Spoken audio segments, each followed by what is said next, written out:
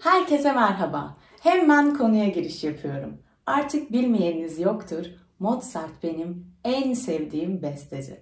Tabii onu bu kadar çok seviyorum diye bütün videolarımı da onunla ilgili yapmayacağım, korkmayın.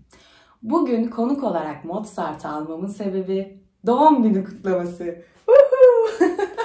Bugün Mozart'ın doğum günü. Yani 27 Ocak. Hazır doğum günüyken bir video hazırlamak istedim. Konumuz Mozart'ın en bilinen eserlerinden olan Türk Marşı. Mozart kimdir videomda Türk Marşı hikayesine kısaca yer vermiştim. Fakat şimdi daha detaylı anlatmak istiyorum. Hadi başlayalım. Biraz eseri hatırlayalım, hikayemizi anlatırken arkada bize eşlik etsin. Bu eser yıllarca telefonlarda bekleme müziği olarak kullanıldı. Ah canım Mozart bunu duysa biraz üzülebilirdi. Bazılarımız da bu müziği Türk rap sanatçısı Ceza'nın bu esere söz yazarak yaptığı uyarlamadan hatırlayabilir. Evet, eserimiz Türk Marşı. Bir diğer ismiyle Rondo alla Turca. Bu eser Mozart'ın 11 numaralı La Majör piyano sonatının 3. bölümüdür. O kadar karışık anlattım ki cümlede anlaşılan tek şey Türk Marşı ve piyano oldu gibi geldi. O yüzden hadi biraz irdeleyelim. Öncelikle Rondo alla Turca ne açıklayalım. Alla Turca İtalyanca bir kalıptır. Türk üslubu, Türk stili demektir. Rondo müzikal bir terimdir. Hızlı ve canlı müzik anlamına gelir. Zaten eseri duyuyoruz, kulağa ne kadar canlı geliyor. Sonatsa bir ya da iki enstrüman için bestelenen 3-4 bölümlü müzik eseridir. Şimdi de biraz alla Turca kavramını inceleyelim. Alla Turca burada bir eser ismi gibi görünse de sadece bir isimden ibaret değildir. Alla Turca Avrupa'da Türk modası olarak bilinen bir akımdır. Peki bu Türk modası nasıl doğdu? Bu akımın ta Osmanlı'ya dayanan bir geçmişi var. Osmanlı zamanında Avrupa ile gelişen askeri, siyasi ve diplomatik ilişkiler halkın Türklerle ve Türk kültürüyle tanışmasını sağlar. Bu tanışıklıktan sonra Avrupa halkında Türklere karşı bir merak doğar. Ve Türk olan şeylere yönelik moda Avrupa'yı sarmaya başlar. Türk elbiselerini, geleneklerini, yiyeceklerini ve hatta Türk müziğine karşı bir hayranlık gelişir. Evet, artık buradan Türk Marşı'na bağlıyoruz. Türk Marşı'nın esin kaynağı Mehter Marşı'dır.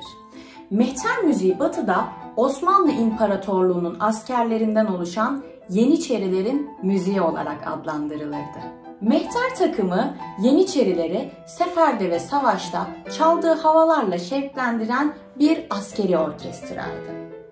Aynı zamanda mehter müziği Türk müziğiyle eş anlamlı olarak da kullanılırdı. Peki Batılı halk bu müzikle nasıl tanıştı? Batılıların mehterle ilk tanışıklığı Haçlı seferleri sırasında olmuştur. Bu müzik kuşatmalarda düşmanı ruhsal açıdan yıpratmak ve askere manevi destek vermesinin yanı sıra müzik durduğunda geri çekilme gibi bazı habercilik işlevlerini de yerine getirmektedir. Ayrıca mehter Osmanlı diplomatik protokollerinin de ayrılmaz bir parçasıdır. Avrupa'ya gönderilen elçilerin heyetlerinde her zaman bir mehter takımı hazır bulunmuş, sınır ve saraylarda yapılan törenlerde belirli roller oynamışlardır. Dolayısıyla elçilerin Türk modasının oluşmasında çok büyük bir katkısı vardır. Mehteran müziği Avrupalıları bir yandan ürkütürken diğer yandan hayran bırakır. Bu büyük ilgi sonucunda Avrupa'da mehter takımlarının taklitleri kurulur ve Türk stilinde bandolar oluşturulur. Mehter müziğinin Batı müziğine girmesi öncelikle çalgı boyutunda olmuştur. Davullar, ziller ve tef gibi enstrümanlar Türk müziğiyle ilişkilendirildiği için Batı müziğinde kullanımları da eserlerde Türk tınısı yaratmıştır. Türk tınılarını en iyi hissettirebilen en önemli çalgılar ise vurmalı çalgılardır. Evet, artık yeter Buse, Mozart'a gel diyorsunuz. Ama ne yapayım, bu kısımlar çok önemliydi. Avrupalı halkın ve bestecilerin Türk ezgileriyle nasıl tanıştığını biraz öğrenmiş olduk. Şimdi artık Mozart'ın 11 numaralı La Majör piyano sonatından yani Rondo alla Turca'dan yani Türk Marşı'ndan bahsedebiliriz. Bu eser Türklerle ilgili en tanınmış bestedir. Sonat teriminden daha önce bahsetmiştim. Eser sonat formunda olduğu için 3 bölümden oluşmaktadır. Türk Marşı dediğimiz kısım eserin 3. bölümü yani son bölümüdür. Bu bölümde mehter ritimlerine rastlanır. Bu eser Mozart'ın vurmalı çalgılar kullanmadan da Türk müziği karakterini ortaya çıkarabilmesine en iyi örnektir ve ısrarlı bir şekilde ritmik bir eserdir. Yayınlandığı andan itibaren eserin ilk 2 bölümü sıradan olarak kabul edilmiş ve çok fazla ilgi gösterilmemiştir. Ancak 3. bölümü çok büyük bir popülarite kazanmış ve besteciye sorulmadan ismi Rondo alla Turca veya Türk Marşı olarak anılmaya başlanmıştır. Bunun sebebini artık biliyoruz. Mehter takımının defalarca Viyana'ya girmesi ve alla Turca stilinin kulaklarda tanıdık olması. Yani eserin son bölümünde ritim ve ruh kendiliğinden birleşmiştir. Alla Turca akımı sadece Mozart'ı değil başka bestecileri de etkilemiştir. Bu akımı yansıtan birçok eser oluşturulmuştur. Ama Avrupa'da bu akımın en tanınmış örneklerini Mozart sunmuştur.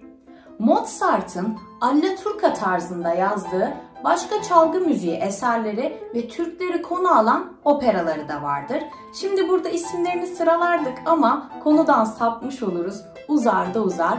O yüzden bu isimleri ve Türk kültürünün Batı müziğine etkisini başka bir videoda anlatacağım.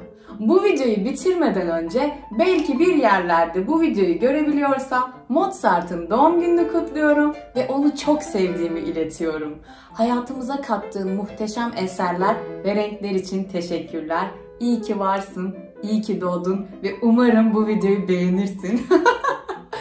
Mozart'ın 11 numaralı La Majör piyano sonatını dinlemeniz dileğiyle, sevgiyle ve müzikle kalın. Hoşça kalın.